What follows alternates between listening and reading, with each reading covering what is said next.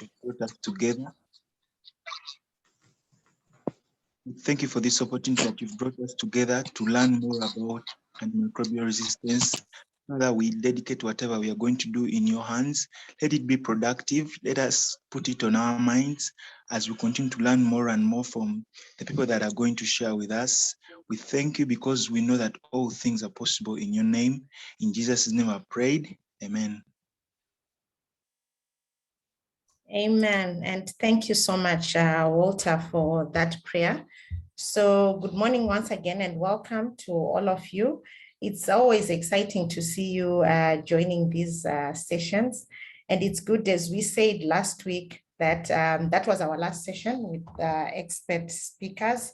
Today, we are just going to talk about the next phase of this project, which really entails you coming up with project proposals using the learnings that you got from the sessions that we had, and we are hoping that you actually managed to learn.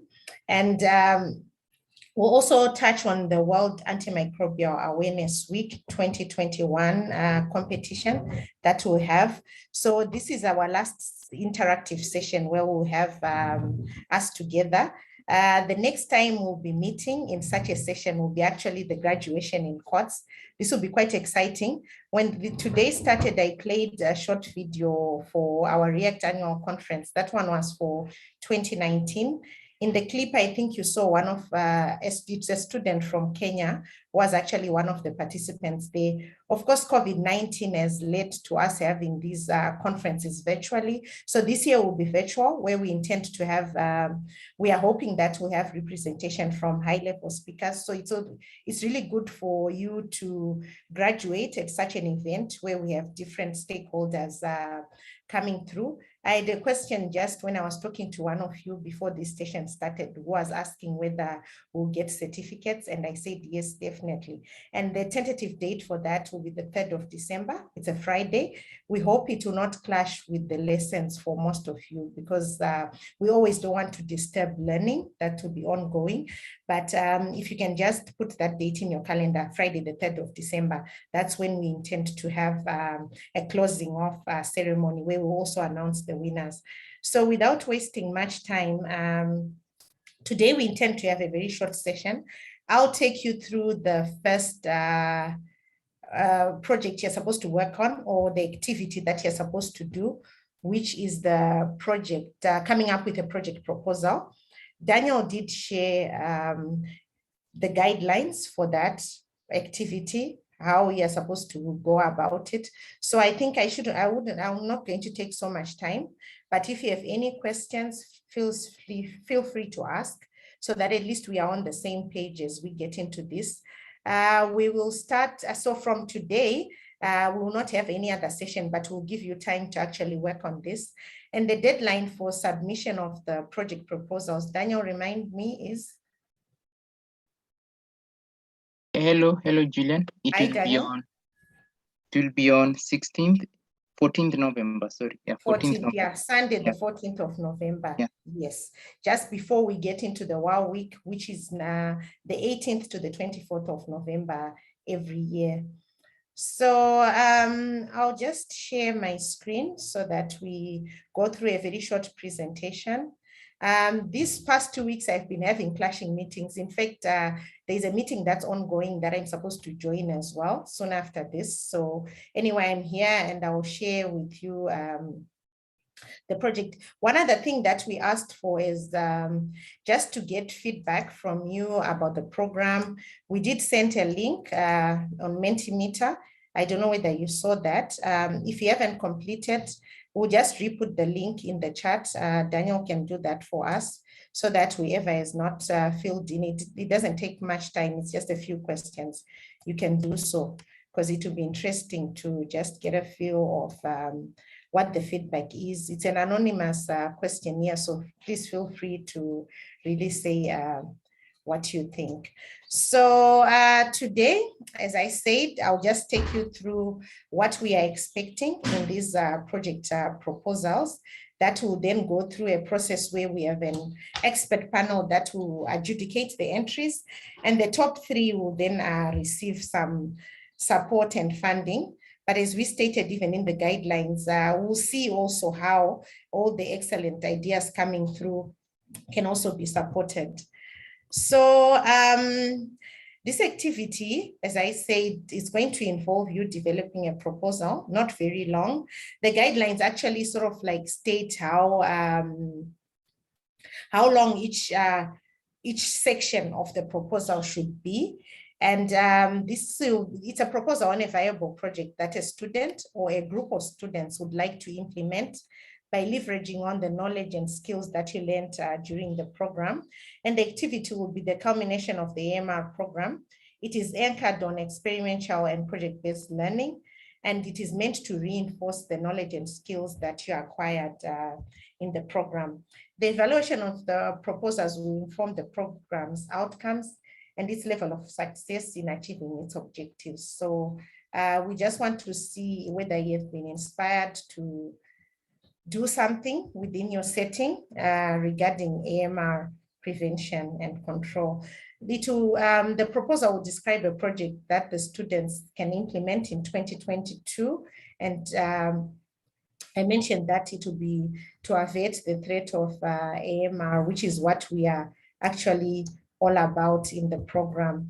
And students are at liberty to share about any project or intervention idea, provided that is feasible. It's something that you can do within your settings, because we appreciate your students, which is the #1 thing that you're supposed to be doing in this part of your life. But if it's just a very simplified project that you should come up with. So looking at the scope of this project, as I said, we are not really restricting to what you can do, but it can be any idea across all sectors. It can be a One Health one, it can be specifically human health or animal health, as long as it's on AMR. The project duration, I talked about the deadline for submission of the proposals, which is the Sunday, the 14th of November. And the duration of this project should be a maximum of 6 months and not be too long. So when you are coming up with your planning, make sure that you're looking at 6 months as the duration. We would also want you to get guidance from a mentor or some expert within your setting, because it's also good for us in terms of support, like in-country support, since we are not really there present with you in your country. We gave an example of it can be a university lecturer. I know some of you have been working with different groups. It can be someone from a health facility. It can be whatever professional society. A few of you have actually reached out. Some of our speakers here were are in your countries. Like we did have some students from Nigeria asking to be linked up with the speaker we had from Nigeria, etc. So if you need also support on that, suppose you feel that I've got this excellent proposal, but it looks like I'm not getting anyone who will be able to support, please reach out.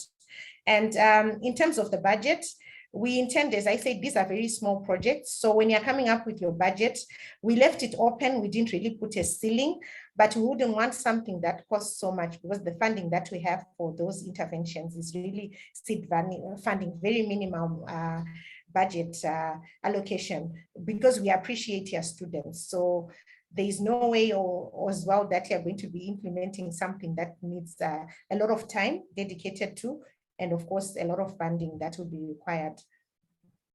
So I did mention about the funding, and then in terms of qualification, adjudication will be done, as I said, and there'll be ongoing support and mentoring for the selected entries for the top 3, as we said. Those are the main focus, but as we said, we'll also see how the submissions come through.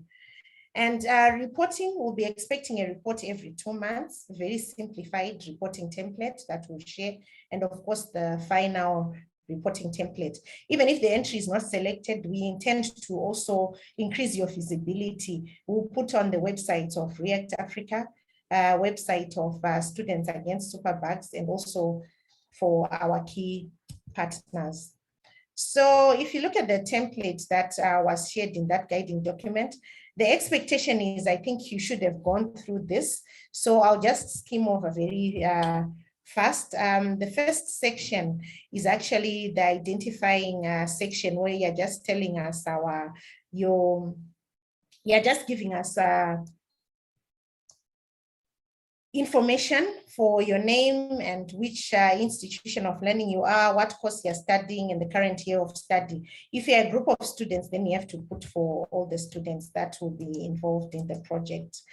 And then the professional that I talked about, you have to mention what their name is, designation, and their organization, just details of those.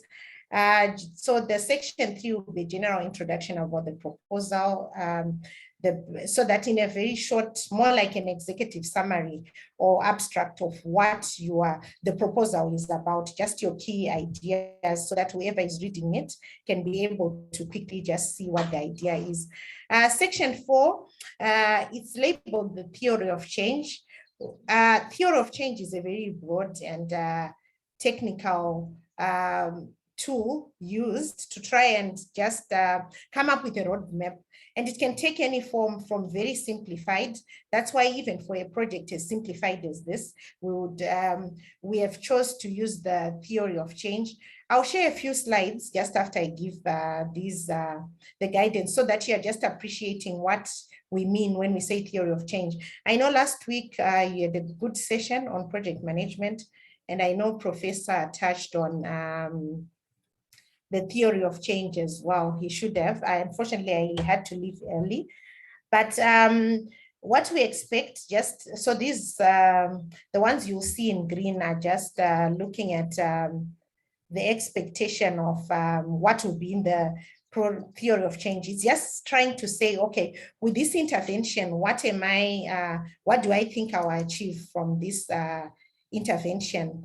Looking at the results and what activities do you want to do in order to see the change that you are having. So the problem statement, of course, defines what we want to do. What is the problem we intend to solve? The objectives of the project, and also going into the justification of the intervention. Why do you want to do this for small activity? Or how do you justify it? Maybe the problem is in my community, there's a lot of lack of awareness. So you're justifying what the intervention you would want to do, what will it do, how relevant will it be, why is it important? And proposed interventions, what transformative change is to be achieved by the project, what outputs do you expect, or the immediate results that you expect from this intervention, what are the higher level results, maybe from whatever you have done, say it's a training or raising awareness, what are the immediate outputs? You'd want to have a group of people sensitized and at least have the knowledge, but what outcomes do you expect from that? Do you want them to change their behavior? Do you want the pharmacists to stop giving the public in that setting antibiotics without prescription or something like that? You want, what changes in behavior are we seeing? Do you want the people you are targeting to stop self-prescription? Do you want them to start seeking doctor's advice before they just self-prescribe? And so, as I mentioned, I'll just take a few minutes to talk about very briefly about the theory of change, so that you are just aware what we mean when we say theory of change. Oh, sorry. The theory of change is actually looking at, as I said, it's a roadmap to try and help you with your logical thinking. I'm sure with all the sessions that we have had, even on systems thinking, design thinking, it all starts with what problem do we want to address and for who? Who's our target group? What evidence is there that it is important? Why do we say we want to do this? What does literature say? TC, and what is the ultimate goal that we want to achieve in this? So those are the questions you should be stuck on when you are trying to formulate or think about a theory of change. As I said, it comes in so many forms. It can be as simplified as you just want to do a very simple project. How does it come? Some theory of changes, if you are to look, even to do a lit search, You realize that some are linear. You see they have got boxes of, we are going to come from here and go to this. Some are actually secular. Some just come as a very simple roadmap, or sometimes even just in wording form, where it's just saying, okay, so what I intend to do is to do this and this. But you know, when you put it in a graphical way, it makes it even easier for whoever is looking at it, and for you to also have logical thinking. So as I said, it's actually a roadmap. As you can see here, it's showing us what do we want to do. If our goal is here, I hope you can see my pointer. A goal for a project usually is something that you contribute to, not achieve on your own. It's not like say we want to raise awareness in Uganda, in a certain community. Definitely, it's not just yourself. Of course, I know the ministry has been doing, there's a national action plan in the country, a lot has been happening, because our ultimate goal might be to influence, of course, behavior change, to make sure that maybe a certain target group changes. How are the farmers now, do they now practice biosecurity measures? Are they now not using antibiotics for growth promotion? Definitely, these are things that you cannot do. They're higher level goals, which actually have a lot of partners working on and all, but this can be the ultimate goal of what you intend to do. Because at the end of the day, we are saying in our theory of change, whatever small activities we are doing, what change do we want to see? Driven, of course, by answering the question of what problem do we have? So the objective, you will notice that the template, I talked about the objective that you need to come up with. The objective now is what you need to do in your very small intervention. This should be really come out clearly. We intend to have it as SMART. That actually increases your chances of you actually being successful in that proposal. You know the SMART acronym, I'm sure you're all aware of the specific, it should be measurable, it should be attainable. I talked about, you know, sometimes some of the ideas you're thinking, is this feasible for a student or a group of students to do? So the more realistic and attainable it is, and also time bound, we talked about the 6 months as the maximum. Whatever thing you are going to propose or idea, we need to at least understand what timelines you're looking at, how practically will it be. So normally when coming up with the theory of change, backwards mapping is actually done. That's why I said I don't want to get into so much detail, because this theory of change is even used for organizations, even such as ourselves, as React Africa, when we are looking for funding from different partners, when we are looking for projects that even cut across different countries. So it can come up with from a very complex activity, dwelling down to very simplified. So for you, I don't want you to have a very complicated thing. It should be very simplified, but the theory of change helps in our thinking. So if you do backwards, what I mean by backwards mapping is trying to see what goal are we looking at? We have looked at our problem, but what's our goal? Then we go on to say, okay, the objectives that this program can achieve. I know sometimes when you're looking at it, you're like, no, I think we have to start with activities. But for you to be successful in, especially having real change happening, it's always good to look at the higher level results first, dwelling down to what are the preconditions necessary, or an if and when. Like if you say, oh, my goal is this, what objectives do we intend to achieve? I talked about the goal being something that we contribute to, not something that we actually achieve. So in your objectives, you're looking at what do we want to achieve in this particular intervention. Looking at outcomes, when we talk of outcomes, we are looking at higher level results in terms of changes, especially in behavior, because of knowledge that someone has had. So that are outcomes. And outputs is really what we have done. Say we want to sensitize a community, maybe during maybe school children. How many of those school children have we targeted? What have we done? How many sessions have we done? Such immediate results are what we look at when we look at the outputs. And of course, to achieve this, what activities do we need to do?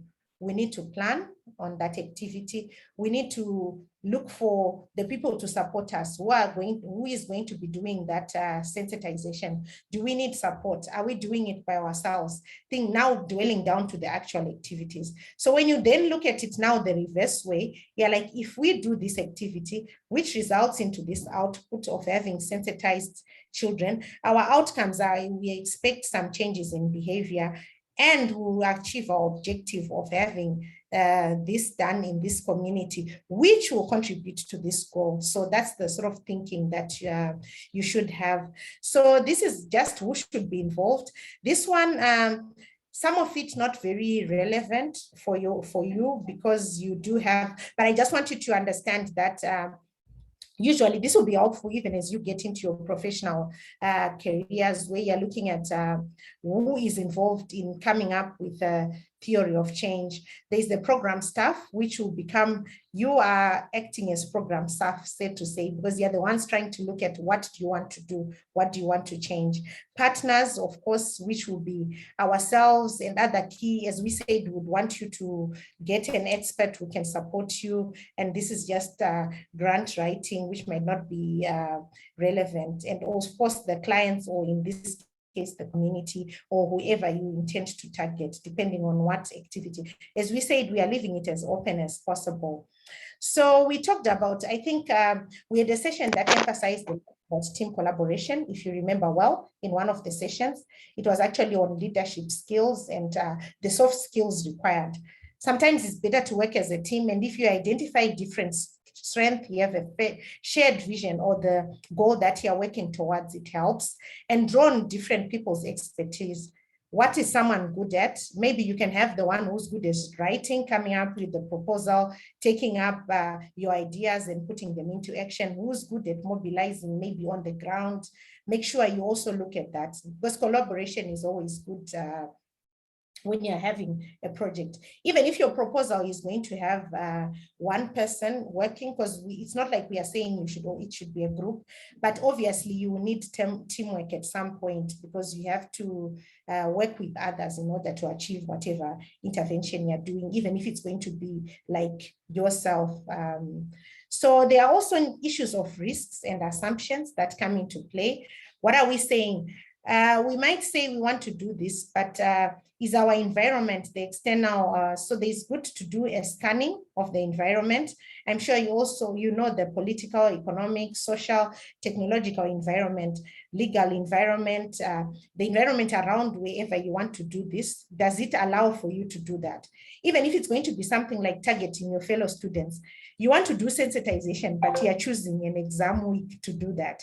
Are you going to be successful? Because you will not get the audience that you want. So you should be practical in looking at your internal and as well as external environment for the intervention that you want to look at. In terms of M&D plan, not really relevant. This is a short term. As long as you have a well-defined theory of change, you don't really have to come up with plan. We will be helping you in that in terms of reporting, monitoring. Okay, as we review, is this making logically correct? What are your outputs making sense? How do we make sure these are achieved? And are they also linking up to the chain of results that we just talked about, that activities and also lines? So here, this is just a simple example. As I told you that it can come in different forms, really. It doesn't have to be, you shouldn't follow the way it is here, but whatever makes you understand better and make it as simplified as possible is what we are looking at here. So, sorry. So now, if you look at the left, you'll see the activities there. These are just examples of what activities, like this one is there, the goal to have people who are physically and mentally healthy. And the objective that is there, sorry, I've got, okay, yeah. So the objective that is there is people practice preventative health behaviors. This is just a simplified example of just showing from activities, outputs, outcomes, objective and goal, like the one that I was talking about. So in all this, what should be very clear is, are we just making huge leaps of faith or assumptions that could derail the project? If so, what can we do? How do we make it better in terms of what we want to achieve? Are there any gaps in terms of our logical thinking? We really had a session that was very good on design thinking, and it would be good to refer to all those slides so that at least in our thought process, we'll be able to know what activities are these really fitting into when we have these outputs.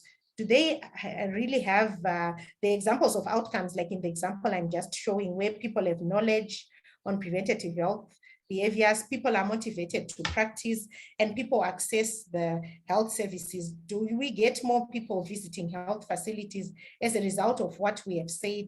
As I mentioned, outcomes really are strongly linked to changes in behavior. So why is theory of change useful? I talked about the designing of strong programs or just interventions as simple as this. It helps also in M&D, including log frames where you have the, because from the activities, outputs, outcomes, and objectives, that's where, of course, we come up. Now, M&D would be to come up with indicators for monitoring your intervention. So what I expect is not really, what we are going to expect is not really a very, can I say, elaborate M&D plan of what you need to do, but it would be good to just have indicators of what you are focusing on. When I say indicators, I'm looking at, say, we want to have, we want to train people, but how many do you intend to do? Because that's the only way you can measure. We want to train a certain number of people or sensitize we want to target maybe football teams with 20 people. That is a good indicator for us to then see whether whatever you set out to do has been achieved. How are we going to verify that? Are we going to have some reports, some photos that show this has been done? Would there be also attendance sheets in that? If you are going to sensitize students, what are you using to measure that indeed a session has happened? And what are some of the assumptions you have in that? Because sometimes you are planning, as I said, but whatever you're thinking of is not really, there's a risk involved in what you want to do. So these are some of the things you have to be thinking about, and also budget adequately. What resources do you need? Not only financial in terms of the thought process, of course the budget will have the financial resources, but thought process in terms of even the human resources, the support you need from the fellow teammates.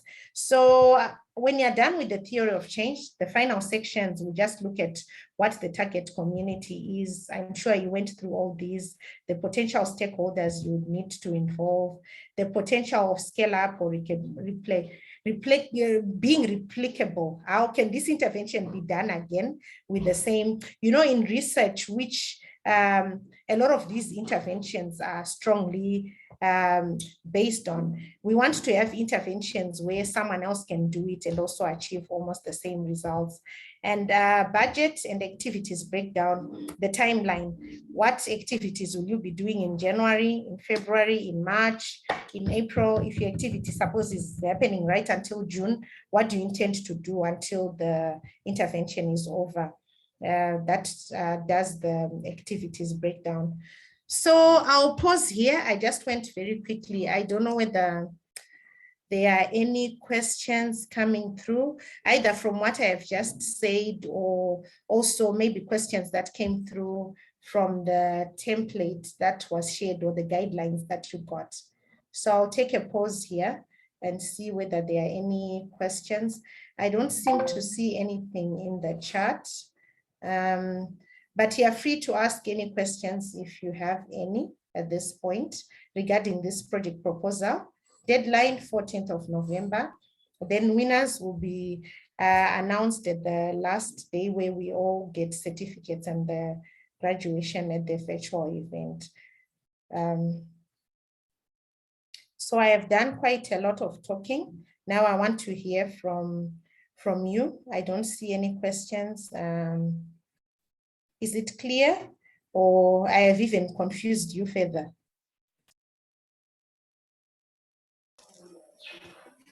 Julian, I can see we have some questions streaming in. The first one is from Lucas. He's asking whether the project proposal is individual. So maybe you can address that.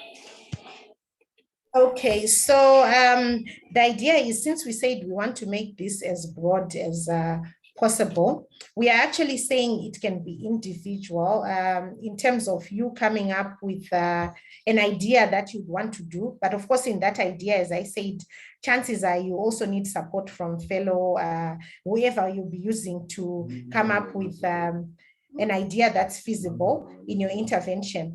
But we do say either the proposal can be submitted as an individual or groups of 2 to 5 students. 5 is actually the maximum we are looking at. So you can actually decide to team up as a group of students and then share this proposal with us. So the expectation is actually everyone who was in this program should actually be submitting a proposal. So if you come up with, say we are a team of all the people and all of you were part of the program, then that's still fine.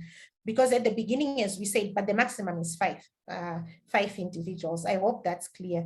And then at the beginning, you should state all the people that are involved. I hope that answers your question, Lucas. So the option is there to do either. If there are no other questions, I think. Julian? Yes, I think the other questions, but I think I'll address them. We can't release you. Yeah, because I've got another meeting that's actually ongoing. And yeah, it will be interesting. Go through the Mentimeter as well. And please share any, do share your feedback, because we'll also share with you the results just for you to also have an appreciation of what the feedback is that has come from your fellow colleagues, and that would be good.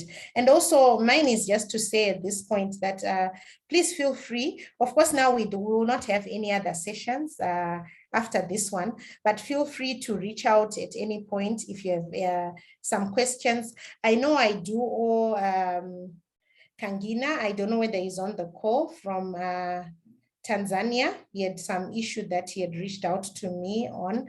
And if you have any support that you need, or as you develop these proposals, feel free. So this time I'll hand over to Daniel, who's going to take you through the WOW 2021 competition, the expectations there. It's also a very simple thing. So don't, even this proposal, I hope you are not taking it as you're supposed to come up with a proposal as if you're doing your thesis or dissertation. Not really. The guidelines actually show you that it's very few pages, some just a paragraph of your idea. And then make sure you send in before the deadline. So yeah, I think we'll just, so thank you so much. Mine is just, and again, sincere thanks. These have been wonderful sessions. You are indeed champions. I don't take it for granted. We don't take it for granted. And thank you so much for being young leaders. And indeed, I'm sure we are going to see a lot of good ideas coming out, not from just the learning you have had, but also implementation in your settings. And we are really hopeful that when you transition to your professional careers, as we say every time, you indeed be champions, just not on what you know, but practically in what you do. So I will exit and leave you with Daniel to take you through the remainder of the session, and feel free, as I said, to reach out at any time. And thank you so much. So over to you. Okay, there's a question here of sharing the slides. Definitely, those I'll share with you. This recording will be shared as usual on Slack. Also, feel free to visit Slack. All the sessions we have had are there on Slack. If you need to refer to anything, if you have a question or anything, we do have all the sessions in the general Slack channel. We do have most of the presentations there as well, and quite a number of resources that our experts were sharing with us. So feel free to go there, and definitely I'll also include that in the Slack channel. So thank you, AMR champions, and all the best as you work through these proposals, and we'll catch up as the time goes by.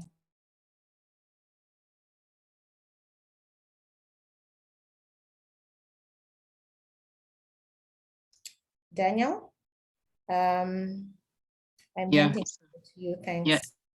Thank you so much, Julian. Thank you for taking us through the session. I think it has been a wonderful presentation, and most of the things that Julian has discussed, I'm sure if you went through the guiding documents that we shared, a lot of things have been clarified. And I'll also address the questions that some of them that I've seen in the chat box, so no worries. And also, in case you have any questions after this, please feel free to also input them in the Mentimeter link. I sent it through the chat box. It will also help us, I'll just share it once more. It will also help us, track some of these questions that are coming and address them as we go on. We'll be sharing the responses in the group and the Slack channel. Yeah. So Julian, I think we can release you for now. So thank you so much. Bye. Enjoy your day. And I hear it's Independence Day in Uganda. So enjoy the rest of your day there, and congratulations for that holiday. Bye. Bye-bye. So thank you so much, Julian. I've just reshared the Mentimeter link once more. So those of us who are yet to go through it can just go through it. Maybe Julian, before you leave. I was actually on my way out. Yes, you can Daniel, is there anything else? Yeah, go ahead. It's fine. Yeah, I was just saying you can enable me to share my screen. Oh, okay. I had an, oh yeah. So I was going to make you the host. Actually, that's what I was trying to do now. So yeah. All right. I have done so. Okay, thank you so much, Julian. See you at graduation. Okay, so hello everyone. Happy Independence Day to our Ugandan partners. I hope that you have had a wonderful week and that we are going on well. And I hope that I'm audible. Please let me know. Please let me know if if I become if I'm not so audible, or maybe my voice is breaking because I have some internet challenges where I am. I want to share my presentation. So basically, the World Antimicrobial Awareness Week activity will not be a very big activity per se. I would say it will be a small one. I can also see some questions that are coming, so I'll address them. I'll address all the questions after we have finished the session. So no worries. Okay. So let me just take us through the World Antimicrobial Awareness Week activity that we'll be doing, and then I'll address all the questions on the project proposals and the WOW activity. So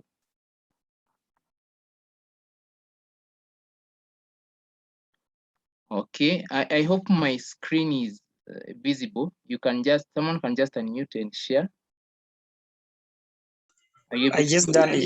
It's okay. It's okay. It's audible. Okay, it is visible. Okay. So welcome once more to the session. It has been a great pleasure having us all during this 5-month program. We just clocked in 3 months, and we have 2 more months, roughly, maybe, 2 months or 1.5 months to kind of carry out the rest of the activities that are remaining. So I'll be taking us through the World Antimicrobial Awareness Week activity, and I'll start with an overview of World Antimicrobial Awareness Week. And basically, I think for us maybe who are not very familiar with World Antimicrobial Awareness Week, so World Antimicrobial Awareness Week is a week that has been set aside by the tripartite, the World Health Organization, the Food and Agriculture Organization, and OIE, to kind of, the main theme is usually to raise awareness, basically raise awareness, not facilitating other interventions, but raise awareness to the general public and everyone. So the overarching slogan of WOW, that is basically why, not just the WOW 2021, but the rest of the World Antimicrobial Awareness Weeks that have been held is usually antimicrobials, handle with care. As you can see, the different small logos.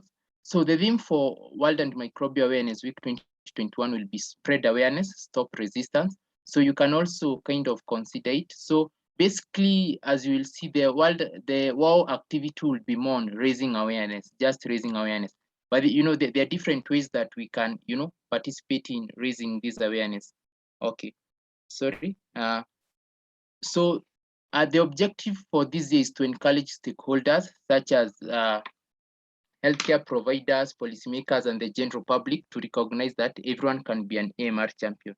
Okay, they didn't include students there, but I think we as students kind of fall in the healthcare providers category, the future healthcare providers category, the policymakers, Yeah. So how do we do this? One, we do this by spreading awareness of what antimicrobial resistance is, and two, demonstrating how actions of families, individuals, professionals, and community affected by the can affect the spread of EMR. So as we think around the activity that we'll partake, you will also need to kind of brainstorm on the theme and also some of the reasons why we have the World Antimicrobial Awareness Week. So that's basically about World Antimicrobial Awareness Week. I hope now when I talk about WOW, we'll all be kind of familiar with what World Antimicrobial Awareness Week is. And it happens every year from the 18th to 24th of November. So why are we having this WOW activity? So there's something called experiential learning. I don't know whether I hope some of us know experiential learning. I think I shared even in our initial session, the launching session. So experiential learning kind of looks around, takes a hands-on approach in terms of learning by doing. So this activity is important because one, it will also reinforce the knowledge and skills that you have learned through a practical hands-on approach. At least you'll be able to apply what we have been learning all through. And these applications also helps you to kind of even learn more. Two, it will also strengthen our creative and critical thinking skills to ideate on other feasible interventions. And as we talked about, they should be context specific and need sensitive. In terms of, as you'll be thinking around, which WOW activity to carry out, also looking at the different aspects that Julian has said about the feasibility, the time you have as a student, you kind of also, in a way, as you're thinking around it, as you're ideating, you kind of think of some creative interventions. So, and also critical thinking. The other thing, after the activity, we'll all be required to submit a report. So I'm sure if you went through the WOW activity guiding document, you saw that we have a template. We'll also go through it. That also guides us on how we are supposed to write our reports. So the idea of report writing is usually important. One, because you kind of present the findings and showcase evidence of what you did. But the other reason is because it helps us to reflect. As you write the report, you reflect on what you did, you're able to kind of now see, maybe I would have done this and this is what I did and these were the results. Maybe there were these shortcomings and if I'd done this way better. So this reflective thinking also, it kind of reinforces what you have already learned and helps you in future if you are to do another activity, then you will kind of do it better. Compared to when you just do an activity and you don't submit a report, you're not able to kind of reflect through the whole process once more. And as you can see, there's a small diagram there that shows how it's just a model of experiential learning. So one, you start with thinking, thinking about the activity that you carry out. Then two, you act. This is more of, starting it out. Then you experience after, as you continue implementing, acting and experiencing comes in at the implementation period. Then afterwards, you kind of reflect as you write your report. So I'm just trying to introduce us gradually into the activity. So this is why we will need to do this WOW activity. It also helps us, it's also a culmination of all the learnings that we have been doing. So let me start with the first phase. So the first phase will be the designing and the ideation of the activity. The design period is just after this. So you will also plan yourself how you will do the project proposal and the wow activity in terms of designing, because we'll have, we have around like roughly 2 months. So basically, you can do the two of them concurrently, and it also depends if you want to, but I'll tackle about whether you'll do them in a group or two. So the design period will be from around 11th October to 6th November. These are just rough dates to guide us, not that by 6th November that you will be required to submit something, but it will be good that by 6th November, you already know what you want to do during the war activity. And doesn't have to be something specific. We are not talking about anything specific. It is any activity or intervention can be implemented, provided that the main objective of the activity is raising awareness on AMR. And I encourage us to think beyond the conventional methods applied. There are so many different creative ways that we can do, some of these projects. We are young, we have all these innovative approaches. So don't just look at the conventional methods that are used. Also kind of try to think about, something novel. And then it should be relatively brief, but very impactful.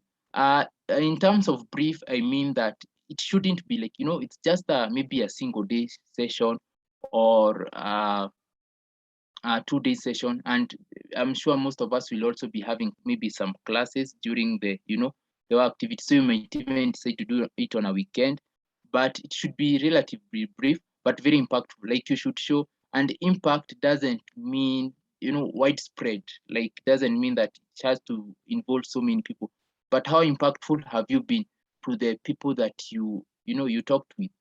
Do they now know more about the AMR and everything, in impact, look at the depth more, so don't look so much at the, at the scope or the broad aspect of it. And another one, this is just an indicator, you should not really compromise your education. Like, some of us maybe will be having classes. So this also bring the aspect of creativity. And the activity basically should be a small one. It shouldn't require you to, source for funding. And one of the ways that you can, so you don't have to stress so much about funding, just a simple activity. And one of the, funding is helps us, acquire the financial resources that help us maybe acquire some of these other resources.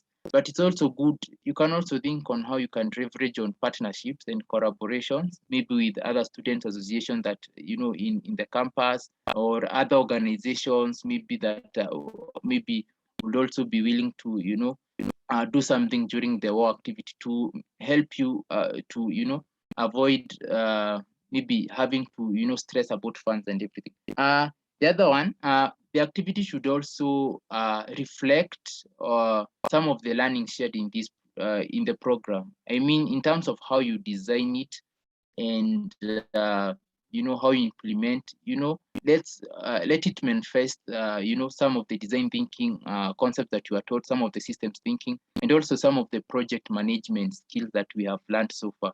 And not so deep, but at least when someone is looking at, at your report, they're able to see that this is an activity that was well planned. And for the designing, this one we won't be submitting proposals. No submission is required. This is just to guide us. The only submission that we will do for the WOW activity will be just the report. And I'll share when will the deadline for submitting the report. So that was about design. I hope we are still together. Can you hear me? Maybe someone can confirm kindly. Hello. Yes, we can hear you. Yes, we can hear you, Daniel. Thank you so much. Sorry, my network is kind of unstable, but it's good that you can hear me. So that was guiding us on the design. So on the implementation, so the implementation period will be obviously the World Antimicrobial Awareness Week, the 18th November to 24th November. But this doesn't mean that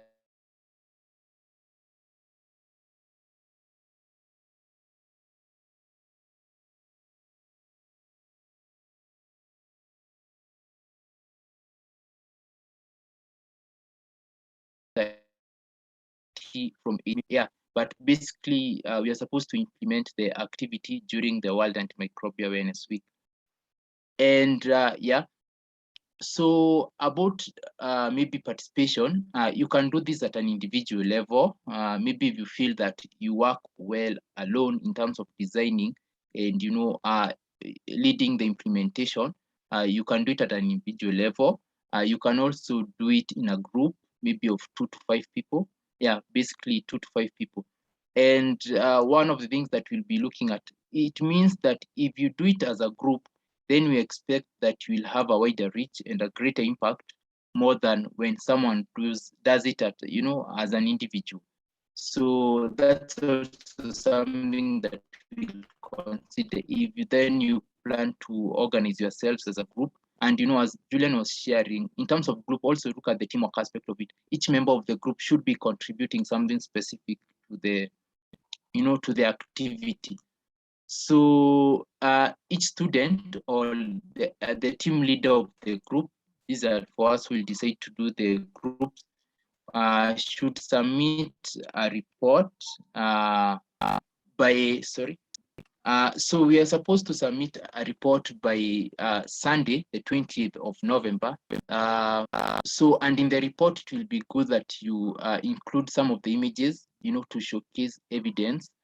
This always, it's kind of a necessity in a report. It's always good to showcase evidence of what you did. So the selected reports, those ones that will have been well designed, and well published, they'll be published and well designed and written. They'll be published on the React and SES website. And publication of some of these projects is usually important because it helps you, it builds your profile, one, and it also offers you a reference angle.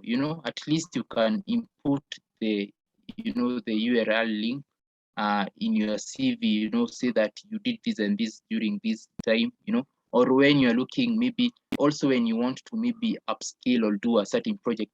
Many people would always want to know whether, have you really done this before? Do you have the experience? So please, let's do the reports well. It will be a pleasure if all the reports are published in the website. So so selected, but this doesn't mean a certain number. Provided that you have written your report well, then it will be published. And as you'll see, it won't be, it's not a tough task, writing the report, because we'll have a template for us. So you just use the template. Then the best activities, the students, the best activities will be offered a chance to present their work during the graduation ceremony. Another thing is that it's more of a competition. So maybe we'll also have some package for the best activities. The students who kind of implemented the best activities. And in best, and when I say best, it refers to how well designed was the activity. Was there some novel or innovative aspect to it? How far did it manifest some of the lessons that you have learned during the program? And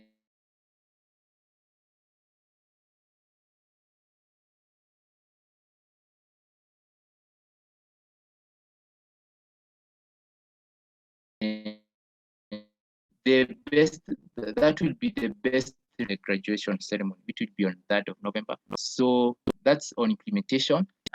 So submission, there's always a case with submission, because like sometimes as we were reviewing the reflections, we noted that some of us did not kind of adhere so much in terms of some of the formatting details that are offered. It's always good to use the formatting details that are offered, because it helps a lot in uniformity, and also it helps us a lot in recording. So the head format as per the template, as you'll see in the if you review the WOW guiding document, you'll see that we have we have first level headings, we have second level headings, and we have third level headings. So please kind of try to format as per the heading that has been offered. It helps so much in terms of presentation. Your work should also portray some aesthetics, like it should be appealing to the eye too. So the font style and spacing, that is just as usual as in the other reflections, Times New Roman, font 12, and it should also be double spaced. And please, I remember we shared this also in the reflections. Please, the type of file that you're supposed to share for the report, just share a Word document. Please do not share PDF document, because the PDF document is usually difficult. It's locked, so sometimes you have to email you once more and request that maybe you share the Word document, or we have to undergo the process of unlocking, some of which kind of disrupts the arrangement and everything. So please share Word document. And what's the procedure of sharing? After you've done, maybe by the 23rd, you send it to Julian, and please remember to copy me. The email addresses are given. Sorry, last time we had an issue with Julian's email address. I hope this time it's okay. And please remember to copy. We noticed that during the submission of reflections for month 1, some people did not copy. So we really had a lot of challenges in kind of harmonizing all the documents that were shared. As I shared, we kind of track every activity that we do. We document all these documents that you share, and all these reports and all these reflection papers. Yeah, and the subject for the email that will be just have it as our activity report. So to the reporting template, so the first thing that you'll see one to share will be the name of the student or students who will partake in the activity. As you have said, you can either do it as an individual or you can do it in a group of 2 to 5 students. Also remember to include your institution and course and country.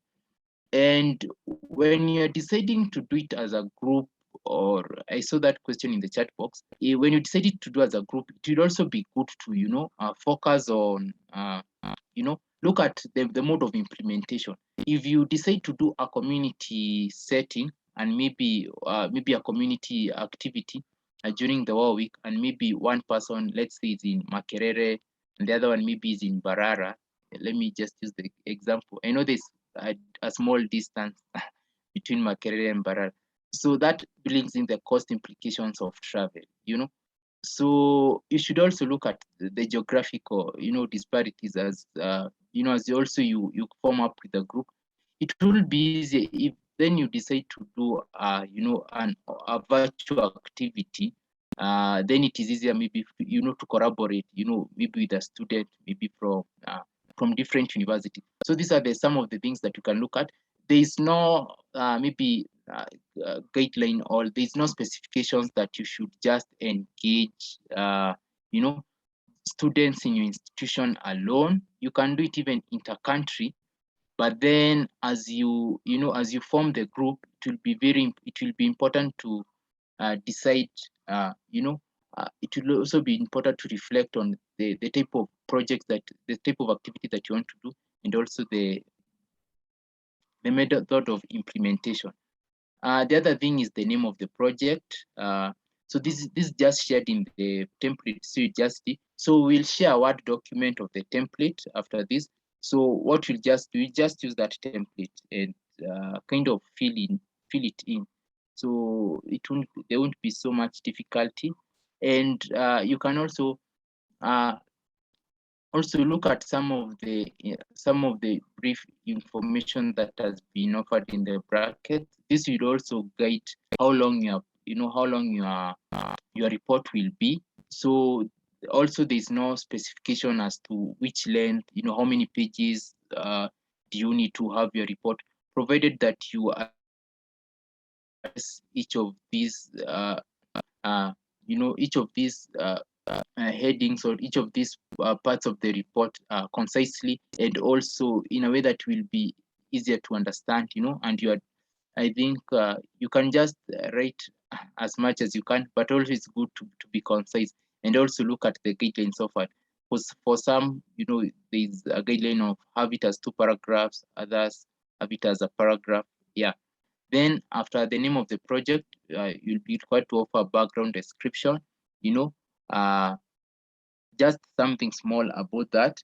Then after the background description, so in the background description, what you'll be doing, you'll just be offering, just a brief description of the project, what you did. and it is good that you write in reported speech, because this will, it's something that will have already happened. Yeah.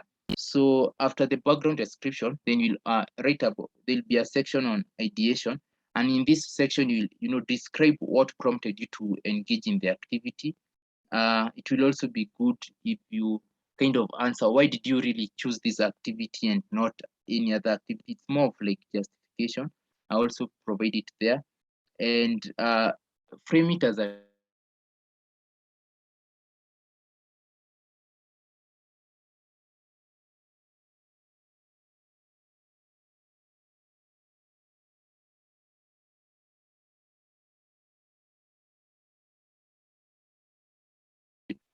then the target group, and geographical location. If it will be virtual, also indicate the same. And this should just be brief, just a paragraph. And then we'll have the channels used, maybe if you did it in a community, then, it was a physical session. Maybe if you did it via social media, if you organized maybe a webinar, a Zoom webinar, just indicate the channels used. And it will also be good to provide some images as evidence, to validate. If you did it as social media, then good if you take some screenshots. If you did it as a Zoom session, it will also be good to, take those screenshots, real images for physical events. Yeah.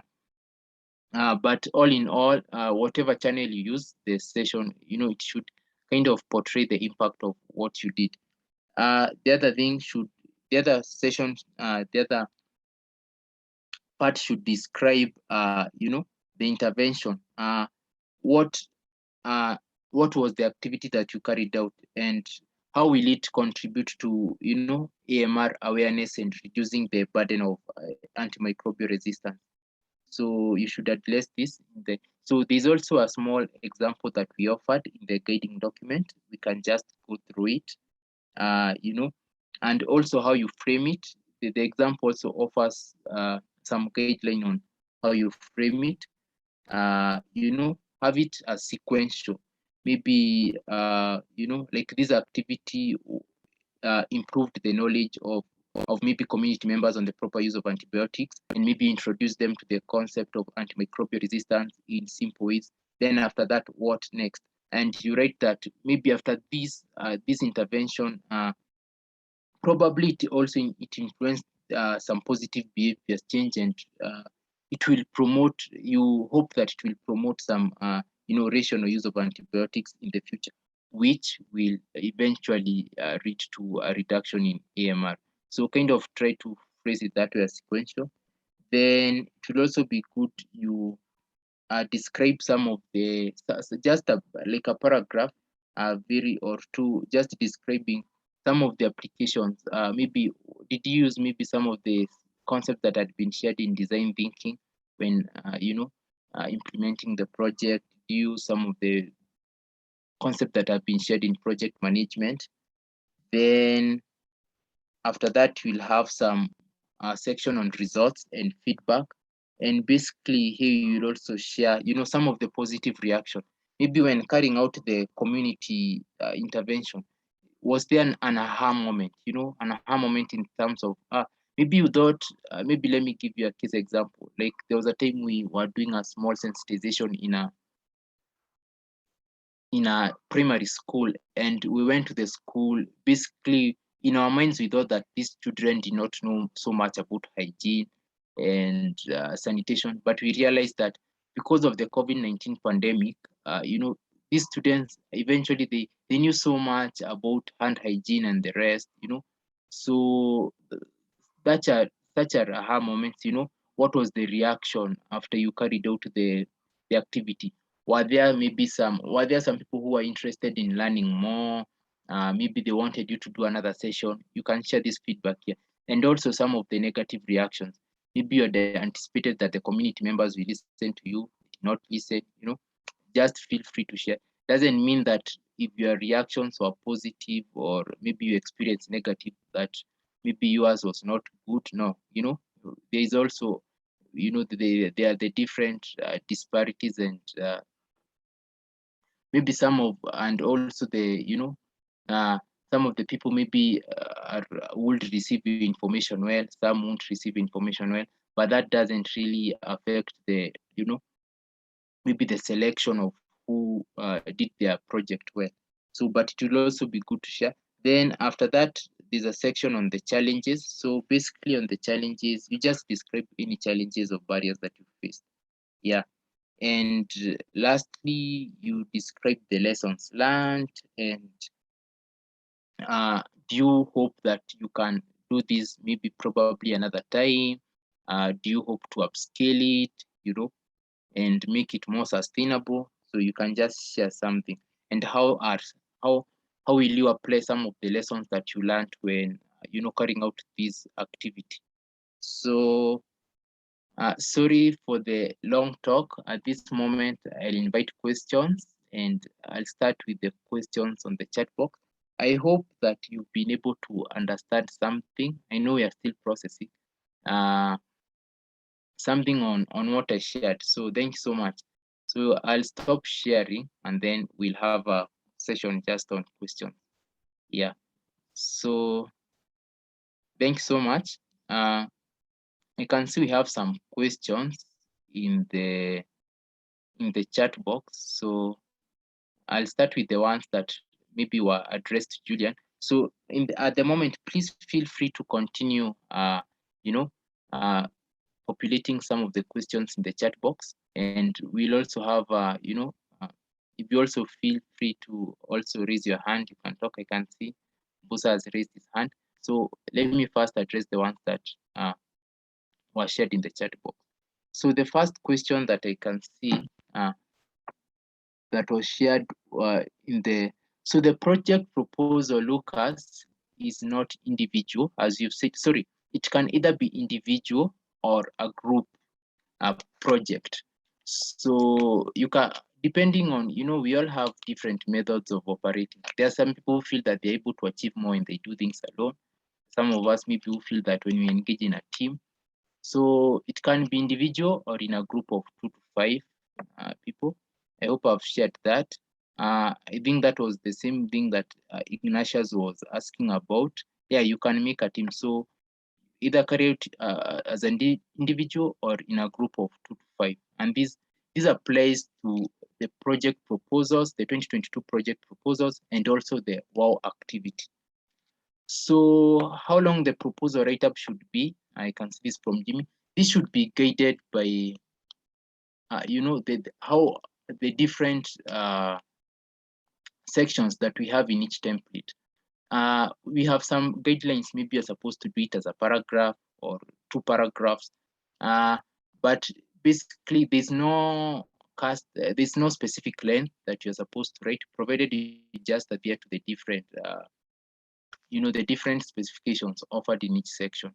So basically there's not that big length, but also try to be concise in what you write. So the other question is from, please let me know if I'm answering the questions. You can also type in the chat box if I've answered the question comprehensively. If not, I'll address it once more.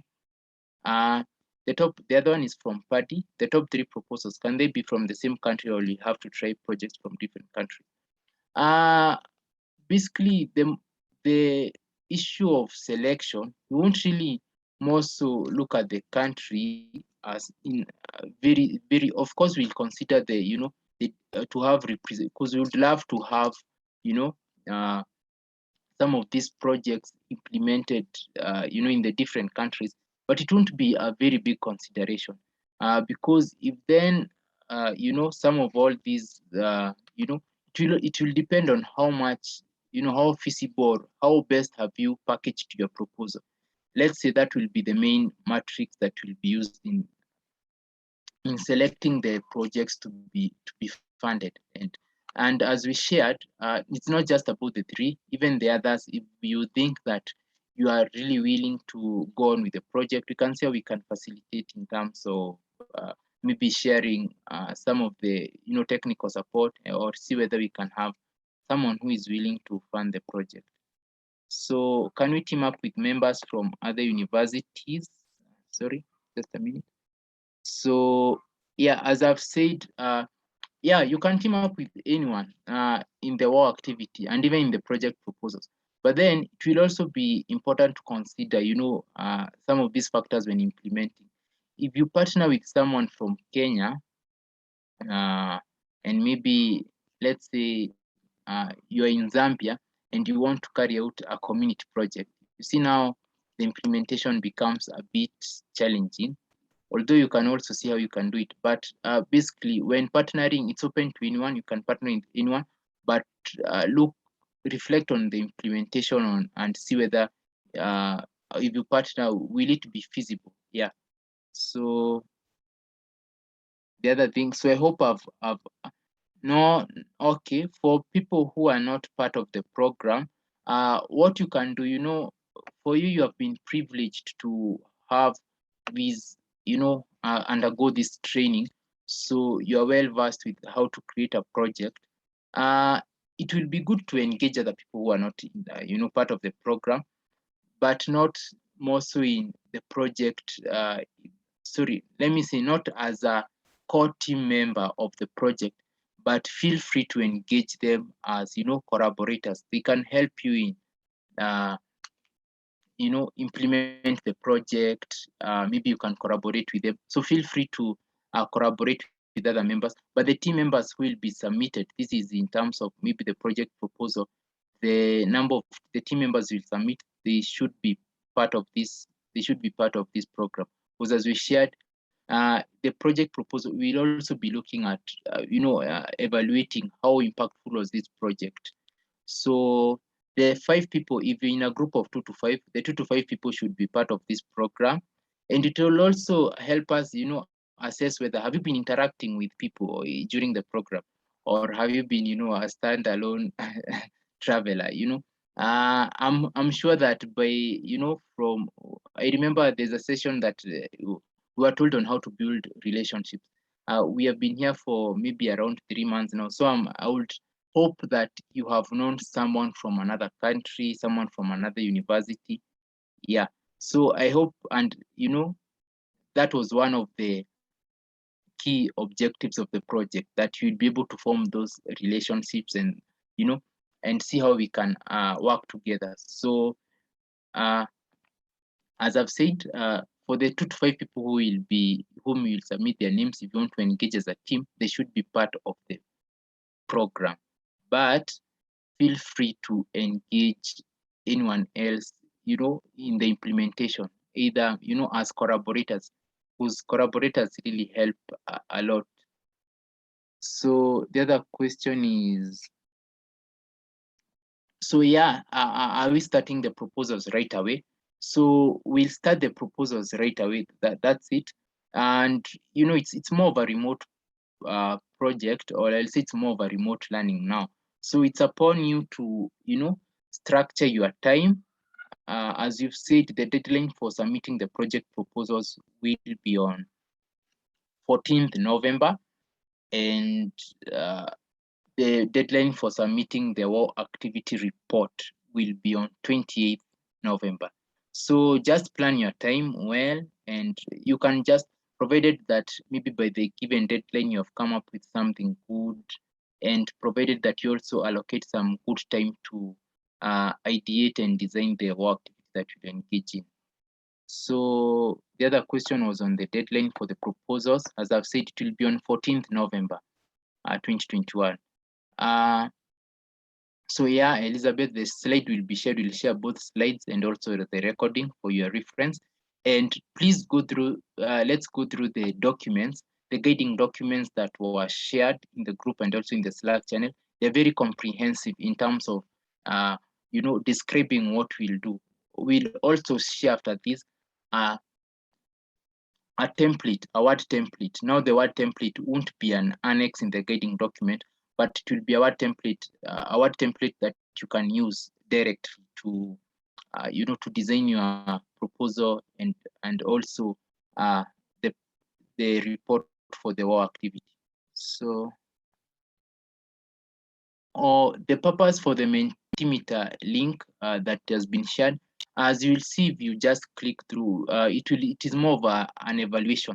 and helping us to reflect some of the key learnings that we have learned in the course. I also shared in the Slack and WhatsApp channel that the Mentimeter link will help us, in kind of evaluating the project in terms of, and this will guide us, see how much has it impacted us and what are some of the key areas that, we can improve on. So let's feel free to, it's an anonymous survey, so feel free to be as open as possible. Maybe if you think in this session we did not do so well, feel free to share us, because that's what we'll also look at in terms of even designing for cohort 2 of the leaders program. And so I hope that's clear, Mbusa, about the Mentimeter link. And also we have a few questions at the end of the Mentimeter. The last few questions are specific to the project proposals and the whole activity. So if you have any other question, as we will be monitoring them frequently, looking at them. So if you have any other question, feel free to share in the Mentimeter link, because when you share there, it's easier for us to document and, kind of respond. So if you have any other question after this, feel free to share it in the Mentimeter link. We'll be looking at the questions, then we'll be sharing the responses via Slack and via WhatsApp. So the other thing, Mbusa, I can see you have some questions. So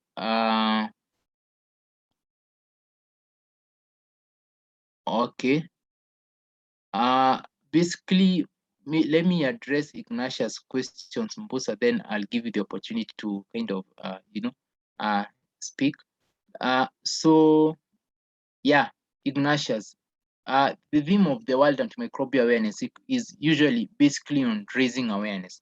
So any activity that you, as I shared, any activity that you'll design during the WOW week, the primary objective should be raising awareness on AMR.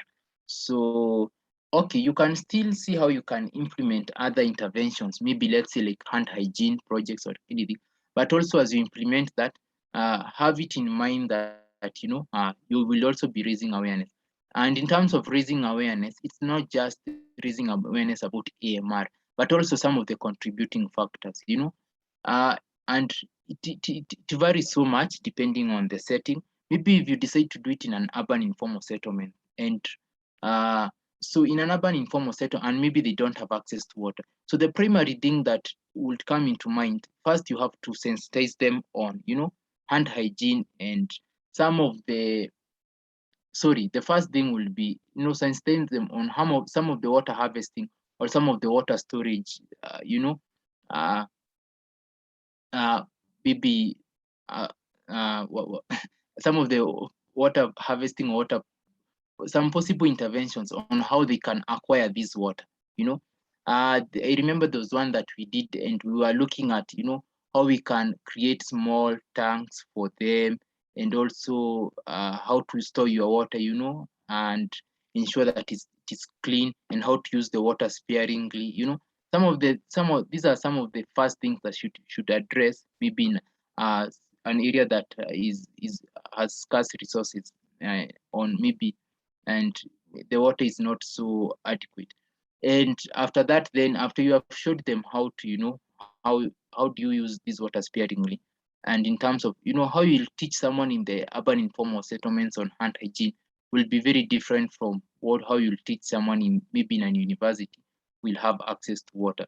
But these are and then you'll trickle down that way to, after now hand hygiene, then you can trickle down to AMR. So basically, when I say AMR awareness, it also raising awareness on some of these contributing factors. And raising awareness is not just informative; it also incorporates, sharing some of these feasible interventions that you can take to curb AMR. So it's not just just sharing with people that we have AMR and all this, but also look at some of the contributing factors.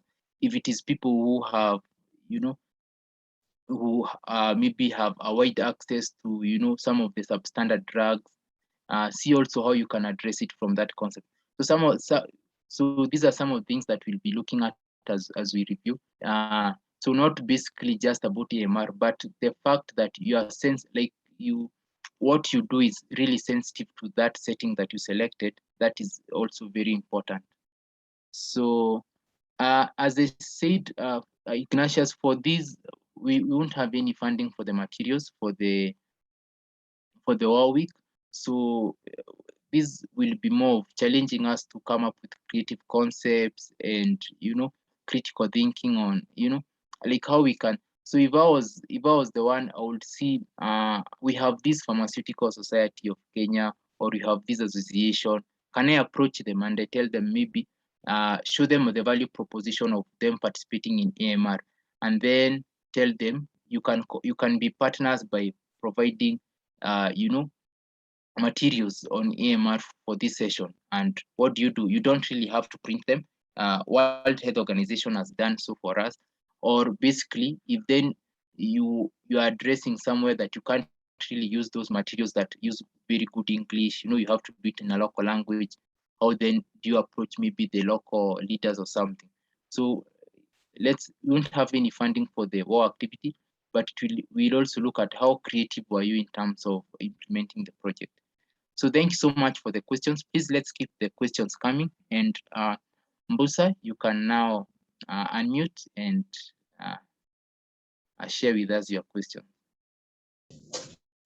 Yeah, good morning, Mr. Daniel. I'm here in Uganda. I'm Mbusa Severama from Makerere. Yes. So my question is, from the start of the course, we personally have been facing challenges of internet, and I believe also many other people face challenges of internet. So you find that sometimes you are not able to attend the session fully because of the interruptions of internet. Yet there should be registration, like attendance should be there. So how is that accounted for? As in attendance, if internet has disturbed my attendance for like 1 full hour, I'm not able to attend. I've tried and here and there, and things have failed. Am I still considered as someone who has attended? How are you going to consider the attendance? Because in the sharing, it was like someone has to attend around 80%, but now internet has disturbed me, for example. So how is that accounted for? Yes, thank you so much. Thank you so much, Mbusa, for that. Yeah, we do acknowledge that internet challenge is a problem, and specifically, I also experience some internet challenges most of the times too. So it's not something that we would really, ignore. So basically, let me look at it this way. One, some of the things we consider is the thing is about communication. There are some people who maybe face some internet challenges and share with us. Daniel, Julian, I'm having some internet challenges, or even others, maybe the government has restricted them, the internet in their area, so they won't be able to record. That is a best practice, informing us that that you won't be available. Communication, because in one of the sessions we shared about communication. So that's the first thing that we look at. Do you share with us when you have an internet challenge? So that's the first one. The second one is, internet challenge. What will I say? We see that when we are doing the the recording and also looking at who attended this session, the report offers even how many minutes did you attend this session, and how maybe did you attend during the first phase or during the last phases. So this is also something that this information is offered by the Zoom platform. So basically, we are able to see the effort that one put, in trying to attend the session. Someone maybe attends the session during maybe and midway they are cut off. Maybe they have been trying to attend. You can see that they were really trying to attend the session. So that's also another factor. And obviously, if we see that there is that effort and there is that willingness to attend the session, then obviously we'll consider that you have attended the session. So what I will say, Mbusa, there is no specific criteria, just as, there is no specific, because we can't look at internet from a specific angle. But we look, basically what I'll say, we look at the willingness and the efforts made in attending the session despite the internet challenges. So that's what we look at. Because there's maybe someone who faced internet challenge, we really don't know whether it was internet challenge or they were not willing to attend. So let me say, we look at mostly at, because what matters mostly is the willingness and the effort that you put. I hope I've addressed the question, please, Mbusa. Yeah, it's very well addressed, sir. Thank you so much. Thank you so much. So also we'll see, maybe I forgot to share this. So, there are some of us who registered for the session and some of us just attended the launching program. So obviously, if you just attended the launching program, then that means, okay, you didn't attend some of this session, and maybe if you did not inform us, there were some of us who joined midway, but there were cashiers, they informed us that maybe I was not able to, start during the, maybe begin with us, I was not in the group or something. So selection, looking at all these factors will be on a case-to-case basis, and there's no that formal guideline. We look at it from a case-to-case basis so that it's a fair and it's a fair process for all of us. Yeah. And also the other thing that we'll also look at is thank you, Rogers. It's okay, no problem.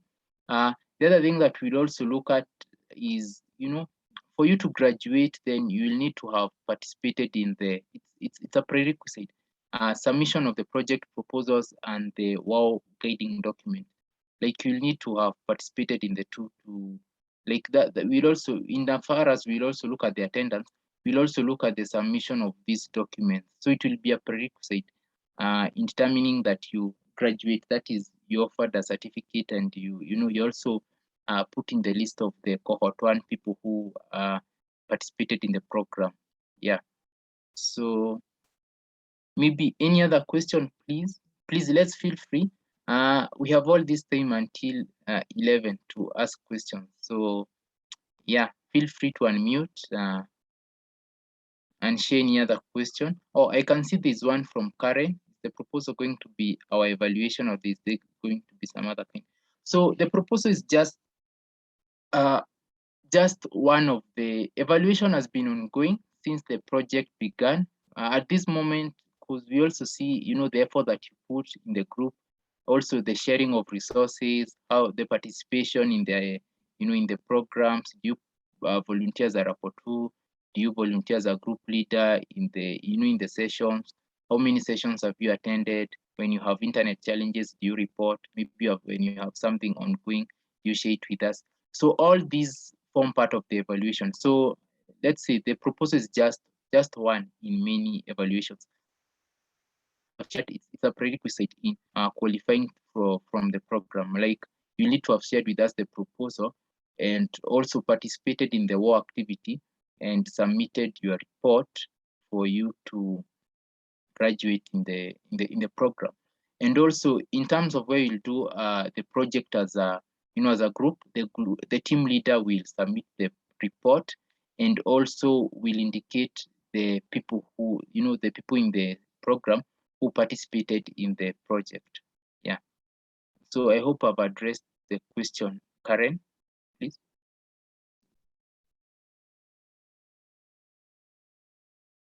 So please, any other question? Yes, Alex? Yes, good morning, everybody. This is Akaka Alex from Uganda. Now, for me, I don't have question, the team, but I just want to appreciate, because ever since we started the program, I don't think any day I missed the program, and it has been encouraging. And the information that we have received, I think you will look through our proposal as through the guidance. I think we are able to do something. For me, I'm sure I will do a project, because personally, I will support myself to go to community. And I will also support others with me to go in the community so that we have this issue of AMR reach community, because it is a challenge, and I've even contacted some of the organization. But the only issue is they look at certain things, but they ignore AMR issues. So I'm in touch with the people, but I think personally, I've enjoyed the program, and it has increased more of my knowledge on the AMR, and I think we shall work it out. Because I was also relating, for me personally, I have the passion on issue of disabilities. I was even looking at normally the attitudes people have through the issue of disability and then the antibiotics. I think there is something which in the future we shall work it out and we shall see, because community have the attitudes that maybe somebody has been using family planning. That is why the child was born like this. So we have a lot of issues that we can address. As far as this course is concerned, me, I'm just appreciating everybody, our facilitators and the people who had been online, and we had reached so far this level. I want to thank you very much, Daniel. I want to thank Julian for coordinating this thing, and I'm happy. And I wish everybody could also celebrate the 59th anniversary independence with us in Uganda here, so that our leaders take up issues that we bring through technical people for God and my country. Thank you very much. Thank you so much, Alex. Thank you. It has always been a pleasure having you in the sessions. Yeah, and thank you so much for attending all these sessions, and thank you so much for your kind response and kind feedback, and sharing that willingness. That essentially this was I would say this was just the primary objective for the program, to have people who are empowered and who you feel that you can do some change in the community. As you have said, the issue of AMR is it's ignored so much, even in by our organizations and other groups. Because there was a summit that I requested to attend, and they told me that AMR is not one of the concepts that they're addressing, and then you're like, okay. So thank you so much, Alex. It's always a pleasure. I can see this is just the beginning of of a wonderful journey of engagement. I am sure that some of us, we all good, we all determined. So let it be the beginning. It's not the end. It's just the beginning of, engaging. Even after the project, we also have the group for those who will also, choose to remain. The communication will still be open. So, and I hope maybe some 5 years from now, I can meet some of us in other areas. And, we keep, we continue touch basing and, communicating, and also seeing how we can even form some of these interventions even after this project. That's what is most important. So, Oluwatosin, over to you. You can unmute. Good morning, Daniel. Good morning, my colleagues across Africa. I would like to ask 2 questions, actually. The first is as regards the WOW activity. We were told that there will not be funding for it. So can we, I don't know if this applies to other people in other countries, but I know that one of the challenges we usually have in organizing programs here in Nigeria, especially amidst students, medical students, is, students tend to turn up more when they know that aside what they are going to learn, there's going to be something for them, maybe like refreshment or something like food or, just anything. I don't know if this applies to other people in other countries, but in Nigeria, it is a challenge. So now that we know that there will not be funding for the WOW activity, I would like to ask, can we get support? Like, okay, maybe like if we can use a letterhead in inviting, maybe I want to invite the dean of my faculty, for instance. Can I get a letterhead so that it will be obvious that it is not just me planning something? Okay, we all know that it is a national program. In short, it is a worldwide program, World Antimicrobial Awareness Week. But then can we get a letterhead from SARS or from React Africa to show that this is not just a program that was made up by an individual, but more as an assignment from a community to tackle antimicrobial resistance? That is on one side. I don't know if my question is clear. Yeah, it's very clear and it really brings out something very important. Yeah, thanks. So do I address it first or do you continue? Okay, let me just say the second question so that I can mute and you go on to answer the question. Okay, so the second part is we were told the best proposals will be funded for the 2020 program. So now I'd like to ask, what happens to the other programs that do not get to make it to the list and do not get funded? Will the participants discard the program, or they'll have to look search for funding elsewhere, or they'll just ever forget that they ever took the training? Do you get the question, please? Yeah, I truly understand the question. All right, so that's all I have. Thank you very much. Thank you so much, Oluwatosin. And that's why we have this session, so that at least, you know, as we also look at some of these areas, sometimes you also overlook something.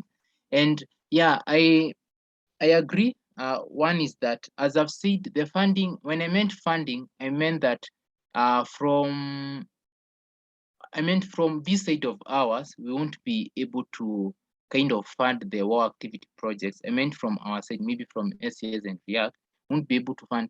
But then, and we are doing this so that at least we kind of challenge you. So if you're able to get some external organizations which can fund you, you know, your all project, well and good, that is okay, because it is kind of triggering you to, you know, go out there and, you know, reach out and, you know, apply some of these things, develop a small concept note, share it with someone, you know, all these. So as you've said, the issue of letterhead is very important, especially in showing the, you know, the authenticity and also credibility. So yeah, thank you so much for mentioning that. Yeah, so that's something that we'll consider, and indeed we'll also share with you a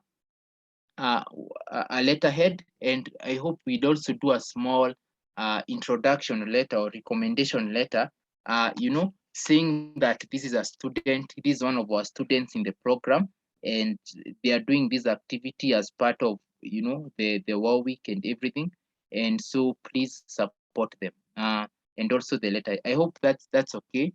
And please, once this is shared, we'll also require that please just use it for, you know, the you know, just the war activity. Yeah. So yeah, so that's something that I'll also discuss with Julian. So, but it is good that we have a letterhead and also some, you know, some introduction letter introducing you to some of these partners and the reason why you are doing that. Yeah. So thank you so much, Onatosin, for raising that point. The other question that you asked was other programs. In the guiding document that we shared for 2020 project proposal, we shared that 3 projects are the ones that will get the immediate funding and, you know, monitoring of the program. But then we also shared that, and Julian also mentioned as we began, that this doesn't mean that if you have you know, if you have the project and you are really passionate about going on, even if you're not selected among the 3, that doesn't mean that it's the end of the project. Please reach out, and, you know, we can see, one will offer you the technical support is, and also monitoring will be very open to offering that. In terms of funding, you'll also see how we can also loop in other organizations and loop in other people who might be willing to fund the, you know, the project. So that's what so I hope that's okay. So it doesn't mean, but now for the 3, those ones are the immediate, but now for the other ones, that will also depend on your individual initiative, you know. Do you want to continue the project, or were you just doing the project for, as a, you know, as a formality to just maybe participate in, you know, as a formality for the AMRED program, or were you maybe writing this proposal with the mind that you will still continue with the program? So just reach out, and yeah, we'll see how we can support. So doesn't mean that it's the end for the other projects which would be among the 3. I hope I've addressed the question. Oluwatosin? Yes, thank you, Daniel. You've answered all. I appreciate. Thank you so much. Yeah, so about the issue on recommendation letter, yeah, so I'll talk about it with Julian and the other experts who have been guiding us in the program. Then I will share the feedback. So please feel free, as I shared, this is an activity to trigger our creative and critical thinking. You feel that maybe members of the school, some of them require refreshments. Like in my university, there's a way that you can, write a proposal to the school and then to the dean of students, and then the dean kind of helps in facilitating refreshments from the school. I'm sure some of these arrangements exist also in our institutions. So feel free to reach out as much as possible. So any other question, please, as we proceed? Hello?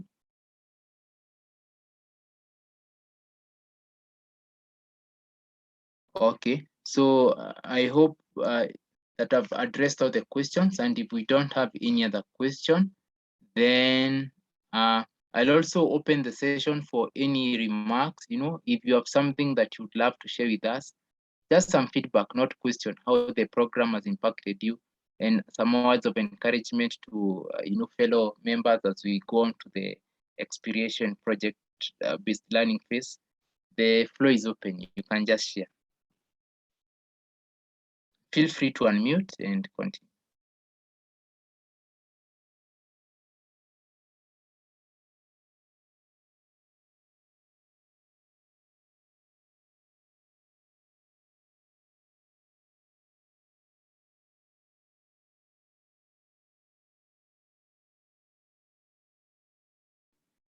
Anyone with something they would love to tell us? Anyone, feel free. Saddam, I can see you on today. Everyone, Nathaniel, Patricia, anyone with something to share with us before we close off? Good morning, everyone. Morning, Shamim. Yes, I'm called Navida Shamim from Bara University.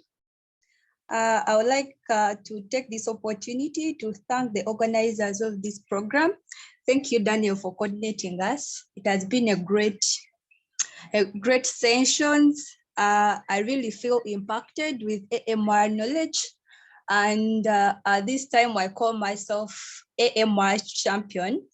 The knowledge you've given us was really so impactful. And and I will look forward to transferring the knowledge to other people so they can know about AMR and be able to combat it in every way possible. Thank you so much for all the knowledge. Thank you so much, Shamim. Thank you so much. I'm also thankful to all of us for how we have engaged. I also at least I've gained new friends. I will start with that. I've increased my social capital. I'm not sure that when I come to Uganda, there will be some. I'll have someone to guide me around. I'm also sure some of you, when you come to Kenya, at least you will have someone to take you around. So we are all young, and we have we have a lot ahead of us. So what I'll share, let's keep this network close. And as I said, let's not just look at now. Let's look at the bigger picture. Maybe probably some 5 years from now, maybe Shamim will be heading a certain division, maybe in in Uganda. We'll have maybe Innocent doing something in Zimbabwe. We'll have, and we'll be the ones, sorry, will be the ones who will not be taking over the leadership. And I would really love if we maintain this closer, at least when you go to be, when at least 5 years from now, we can, we don't just start from the introduction. We say, oh, we were part of this leaders program, and we're able to engage together.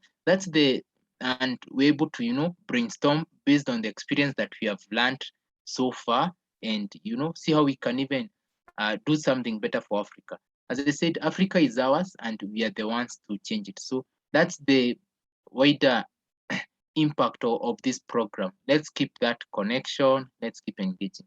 So Rogers, you can go ahead. Okay, thank you very much, Daniel, and good morning, everyone. My name is Roger Senyonjo.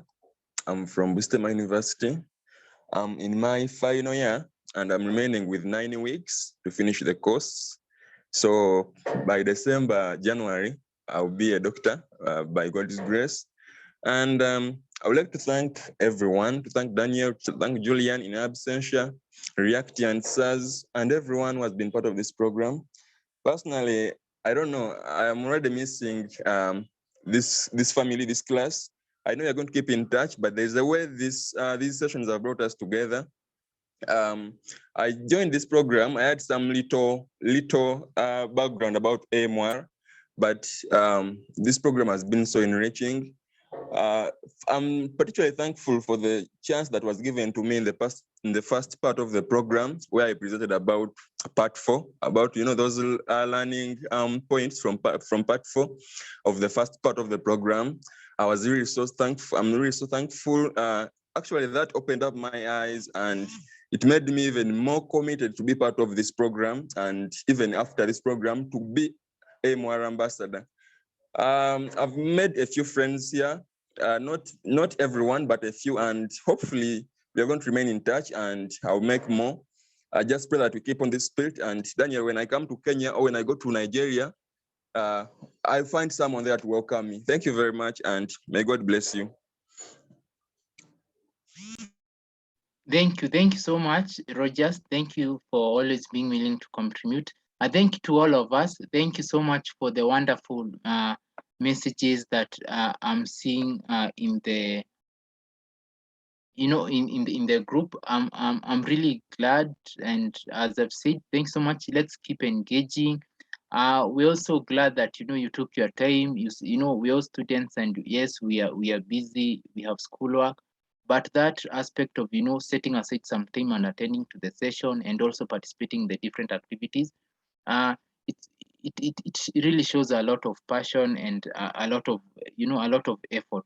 So let's continue, and I'm sure I've also learned so much from the session and from some of us individually and also collectively. So I thank all of us, as Rogers has said, and as we all continue to recap. Let's keep in touch. Let's keep going on. And in case of anything, always feel free to reach out to me. So we also have, some of us have even gone ahead and done some good interventions even before the project they had some free time, so they decided let them do something on AMR. And yeah, so in case you think that I can participate, or some of us can participate in something, and you don't have maybe that direct link, so just feel free to reach out. Can always see how to engage together, be it today, tomorrow, or even in future days. Yeah. So thanks so much, all. Thank you, Mwanda, for the suggestion. In terms of being very content specific on what we use to educate the general public, especially those who don't have access to these computing resources that Mwanda is sharing about. So if we don't have anything else, please, as we've shared, please share your your reflections and how the program was via the Mentimeter link. It will really help us, in also evaluating the program, and also maybe seeing if we can how we can also improve it for some next year cohorts. We also hope that we'll also have some of present even in the next year cohorts. And congrats to Rogers as you go on to becoming a doctor. Yeah. And as you shared, yeah, once you come to Kenya, at least you can be sure I'll be there to pick you up. And yeah, and I hope to visit all of us. I hope that one day we'll also get to meet up and engage physically. So thank you all for the wonderful session. If we don't have anything else, I would beg that we share. We can, for those who are able to, we can unmute for just a little while and take a group photo, and then we can close the session.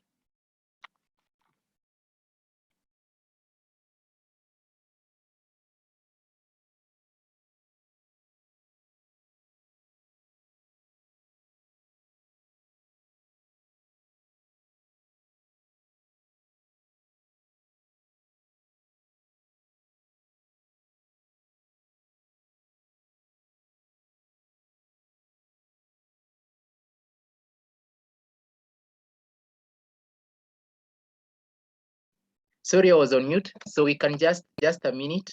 Let me just take a few photos. Yeah. So yeah, we can smile. It's our last experiential learning session.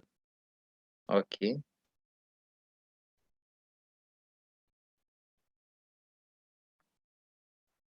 So thank you everyone, and let's have a wonderful weekend and time. So bye. Bye. Yeah, I have seen you, Daniel. Bye bye. Thank you. Bye.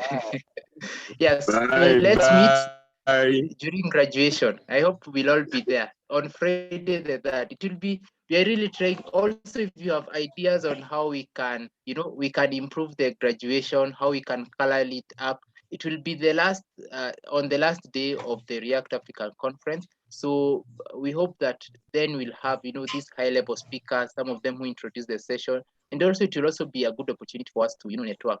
So yeah. Okay. So bye and let's meet during graduation. If you have some input on how we can color the graduation, feel free to inform me or Julian. So bye and have a wonderful weekend. Bye. A wonderful weekend too. Okay, bye. Bye bye.